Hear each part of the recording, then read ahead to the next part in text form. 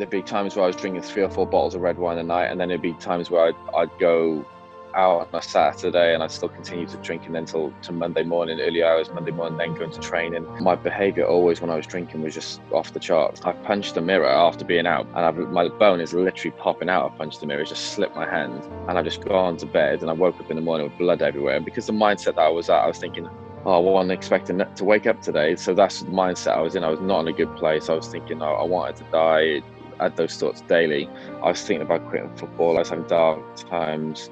I'd search what's the easiest and quickest way to take your own life. I spent weeks in bed. I didn't want to be around anyone. Towards the end of my career, my youngest daughter was due to be born.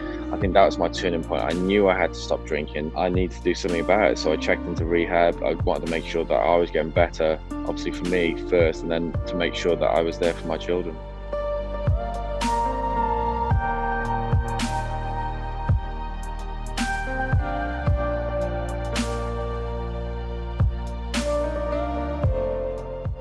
Hello and welcome to episode 2 of the Frontfoot. Today I'm joined by former Wales and Premier League footballer David Cotterill.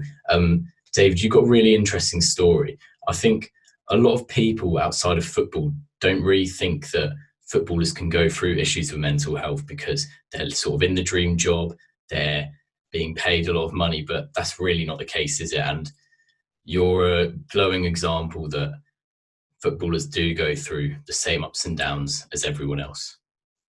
Yeah, I think, obviously with the pressures that growing up, I think people forget that when you're a youngster, the pressures of that build from parents, coaches, and all that, and even from yourself, it can then explode into bigger things when you're a professional.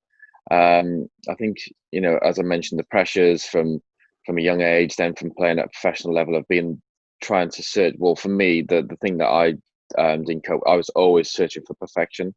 So that's where, if anything went wrong, I'd really take it, hard on myself. Yeah. So was that sort of search for perfection why you think you had the problems you did? I think with me, yeah, I think I was always searching for something bigger and better. And if I didn't, then I'd always come down hard on myself.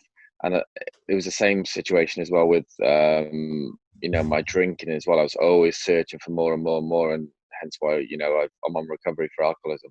Yeah. So when did the problems sort of begin for you? Like, was it when you were in academies, or was it once your professional career had started?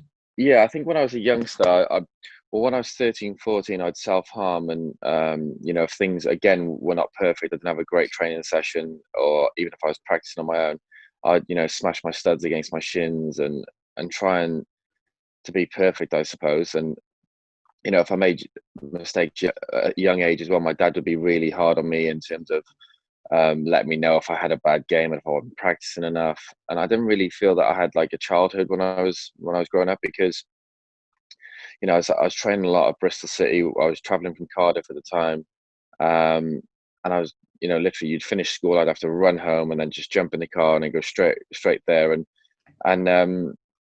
I didn't really have time to go out with my mates because I was traveling, and if I wasn't traveling, I'd be practicing. And if I did go out and I was come home maybe a minute late, my dad would soon tell me, you're late. What the hell is going on? So was it the pressure of football that caused it, would you say, or was it just pressure from family or anyone in particular? I wouldn't necessarily say I think it's all a mixture of both, really, and more things as well. I think, the way you've been brought up plays a huge part in that. Um, in my life, in terms of when I definitely made it professional, I'd say it definitely deteriorated more because, you go through divorces, you go through pressures of football, you go through not playing, and then think you don't have no support, and so on. It just all adds fuel to the fire. So from that point of view, I think, definitely the pressures of being from a young age and certain things probably doesn't help. And I think a lot of footballers don't trust a lot of people, just because someone always wants me off them. Was there like a point where you realised that something was wrong? Were you young when you realised that, or was that later on in your career that happened? I think when I was a youngster, I always felt I was different. Not just I used to think that I felt a little bit different just because my mindset was so strong, and thinking I knew that I wanted to be a footballer, and knew that I wouldn't let nothing get in my way to be a footballer. So from that standpoint, I always felt like I was, a lot different to definitely the kids at my school.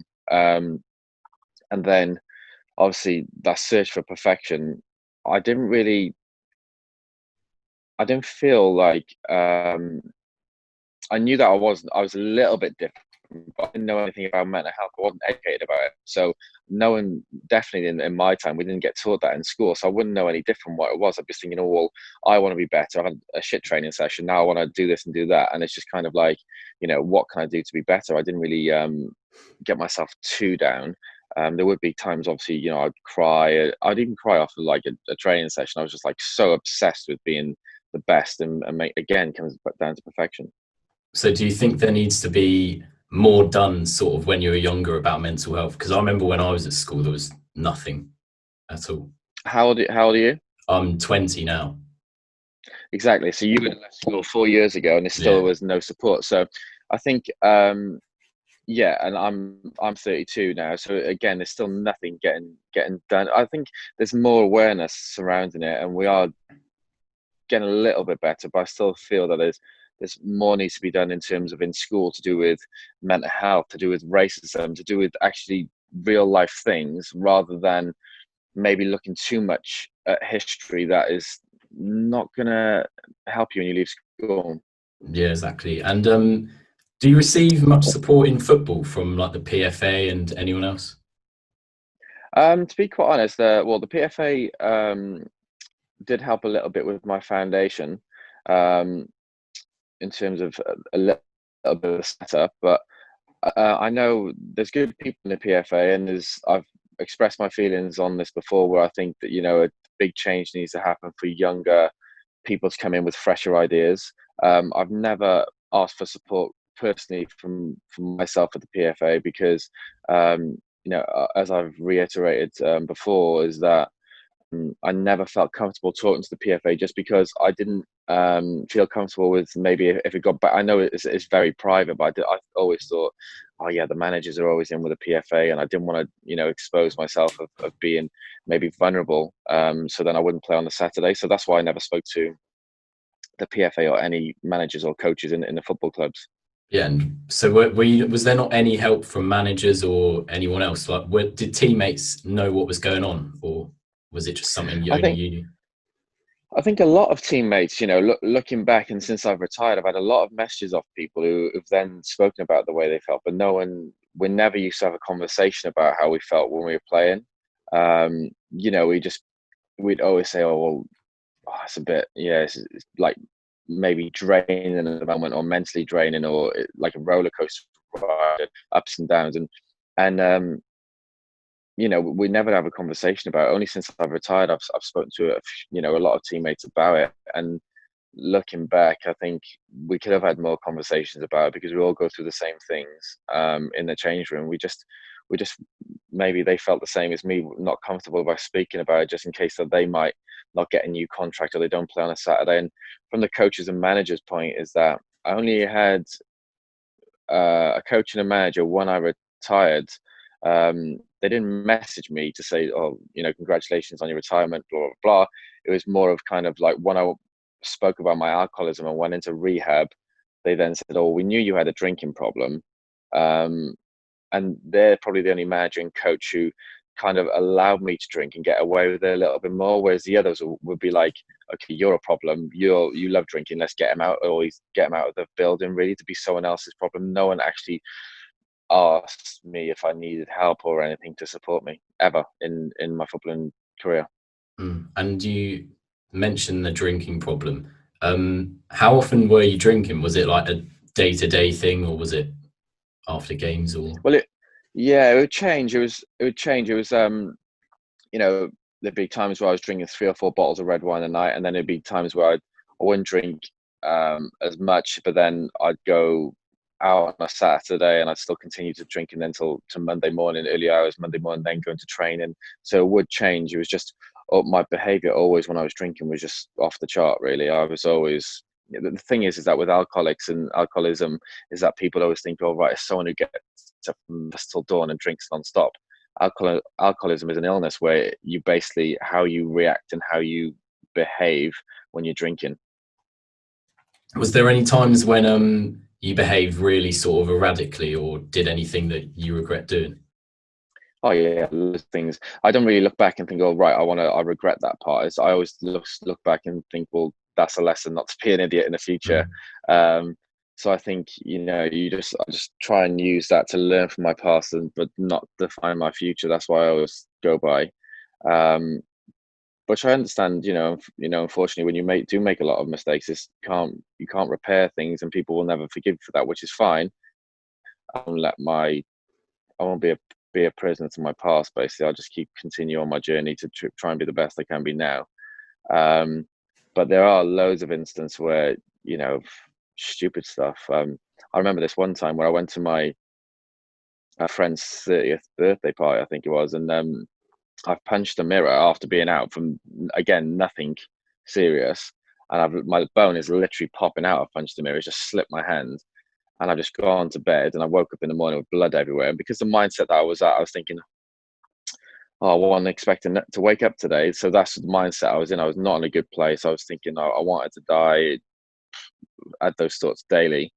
And then I went into training. It was literally about 17, 18 degrees, which is normally I'd always train in shorts and t-shirt, but I literally had gloves on to hide the cut. And I showed the physio afterwards, and I was like, look, my hand's hurt, and I fell down the stairs. Didn't want to tell you before training, just in case you thought I was on a night out. Even though I was, he just said, oh, well, we need to get the doctor to come and stitch it up. So I had to wait till the afternoon then to get it stitched up. It's ridiculous, really. I should have just told him. So I was effectively training with my bone popping out and under gloves.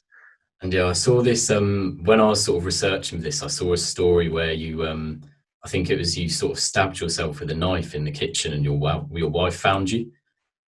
Yeah, well, I didn't stab myself. I was trying to there was two instances where I tried to put a corkscrew up there because I was always obsessed with the Equalizer, the movie, with Denzel Washington, and then there was time where I had a knife and I literally had a blackout from obviously alcoholism. So I just, passed out on the kitchen floor, and then my wife comes through and found me.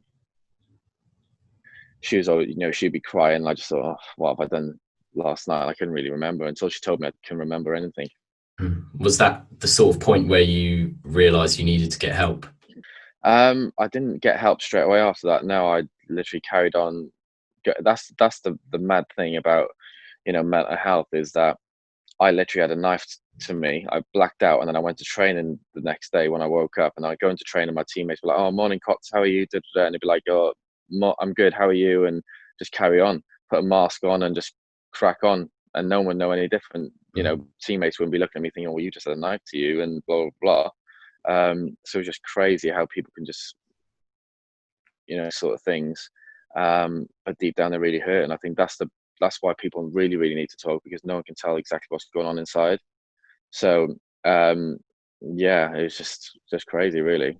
Yeah, I think that's the thing. Like, a lot of people, when they're struggling with mental health, you can't really tell that they are. And do you think that maybe you should have told people, or are you happy with how you dealt with it? No, I think, if I would have had, I wouldn't say, it's a difficult question, because I personally didn't want to put myself in the position of not being able to put food on the table for my family, to be able to get a contract to continue to play. Because I always felt that if you show that side of you where you hear managers say it, you used to hear it a lot more, where he's mentally weak, he's mentally not ready, blah, blah, blah. And I didn't want to give them any excuse not to play me. I don't think players are at that place where they can go to a manager saying, "Oh, by the way, I'm mentally not good at the moment. Can you help me?" Blah blah. I don't think they would then continue to play them. I think they would say, "Look, take time out for you and your family, or whatever it may be." But my release was always to play on the Saturday. When I felt really low, the only time I felt free was playing on a Saturday. So I think that's why players don't want to say anything, because they don't want to that to get taken away from them. Was there any interactions you ever had with a manager? Not really, no. The only time that I've ever had a discussion is when I've been on a night out, and I shouldn't have been on a night out. It was never about how I, was feeling, or my issues, or anything that was going on in my life. It was just never had those conversations. In the football environment, it's mainly about banter. It's then, well, it was about banter. Obviously, it's getting a little bit more serious. It was always serious, but you had that banter element to it. and that's just the way it was. I didn't really interact with managers that much and I don't think players do anyway, because they keep themselves with their teammates, and that's it. Because otherwise, in the environment, blah, oh, well, you're keeping him well with the manager there, blah, blah, blah, blah, you're his son and this and that. So it's just like you keep away from What was football like a distraction for you from everything that was going on? At times when I was drinking and I wanted to drink, I used to crack it. I used to always say, I was like, oh, football's getting in the way. But Mm. no, I think, my boyhood dream was to be a professional footballer. Carried on. I followed my dream. I always wanted to play in the Premier League. I always wanted to play international football. I managed to do that. I always wanted to try and push for more, but unfortunately, my drinking and maybe my attitude, especially when it comes to drinking, is probably didn't go down well. And I think that's why, a lot of clubs might have not bought me or taken me at times. But then that's the thing, isn't it? Really, is that players do go through these issues, and if you do get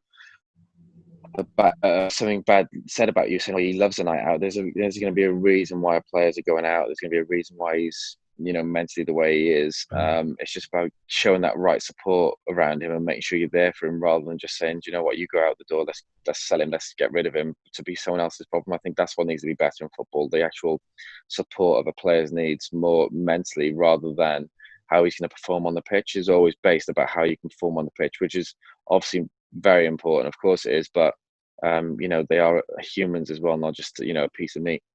And slightly away from that, what would you say was the sort of darkest moment of your career?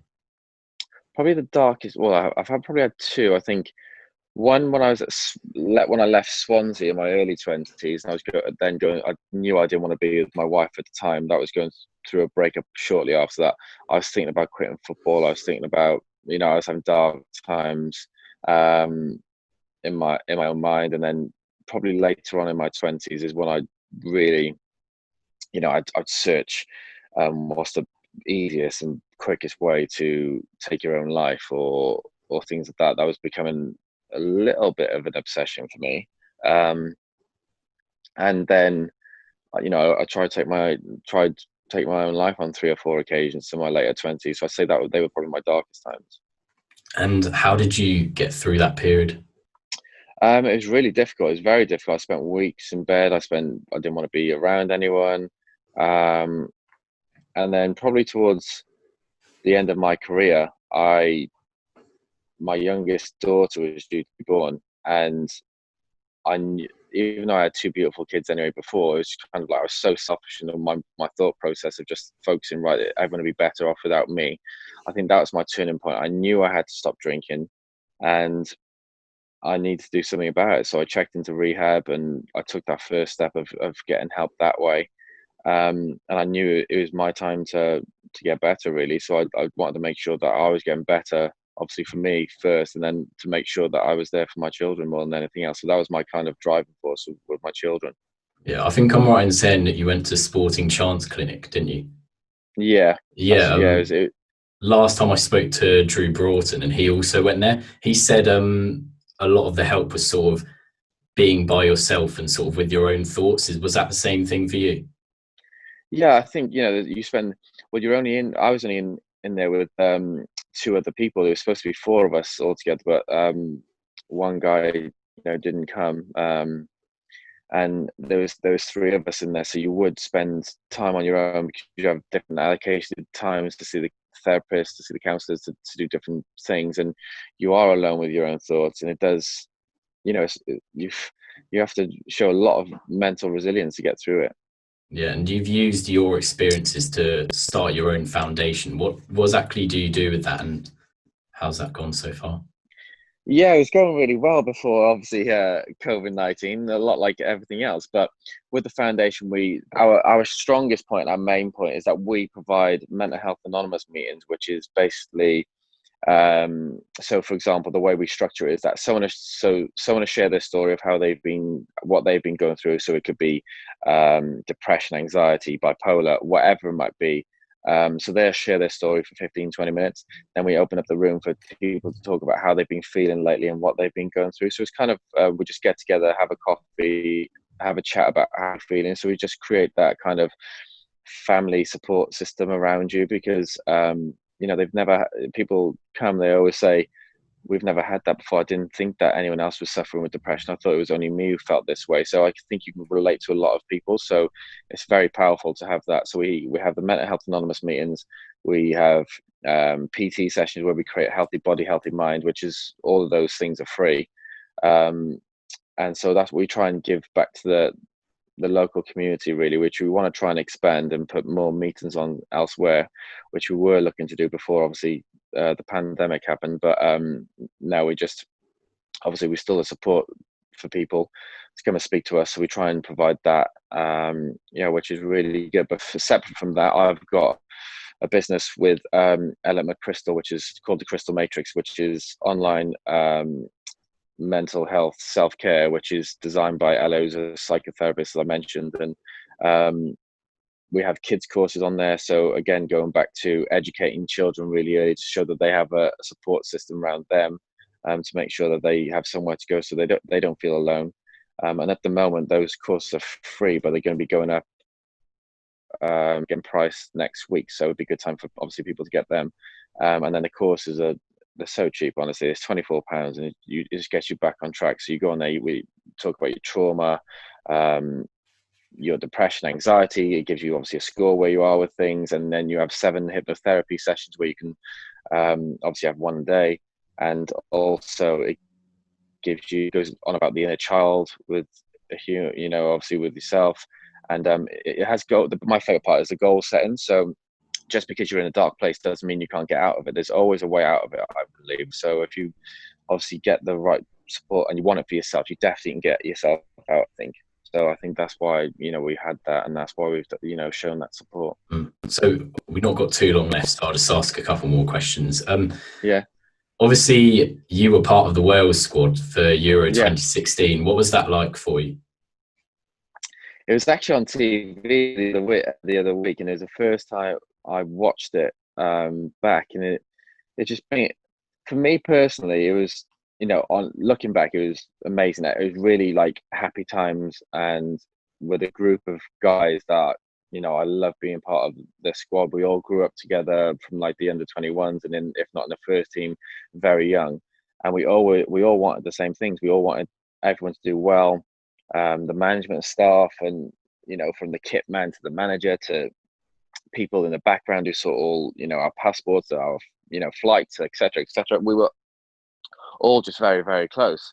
The only thing that was, just for me personally, when we were away, it was very, of course, in anything in life there's always highs and lows, but we'd go to a stadium full of, like, say 50,000-60,000 people, and then you get taken away from all that atmosphere, which is a busy, say you're playing in Paris, and then you go to literally somewhere that is so secluded. It's just you guys and maybe a few other people, and because you're not playing, you don't maybe feel, I was on the bench, of course, and then when I wasn't playing, you go home a bit gutted. You want the boys to obviously do well, but you want to be play as well. And then I did feel low at those times, and I didn't feel like I had anyone to talk to of the way I was feeling. So again, it was always pretty much based on people to play on the players to play on the pitch, and there was just maybe not so much support after the games or around the training camps as for me personally, because I didn't really want to jeopardize myself again in the squad. I wanted to be a part of it. And I've got 2 more questions. What would you say is your best achievement you made in your life? I'll give you 3, actually. Obviously, my 3 children are the most important people to me, and I think playing for Wales and playing the Premier League are definitely my favourite achievements football wise. Of course, Euros is up there as well, but if I didn't get the first cap, I wouldn't have been able to be there anyway. So definitely my first cap for Wales, and I was youngest ever player for Wales for about 10 days before Bale started smashing it.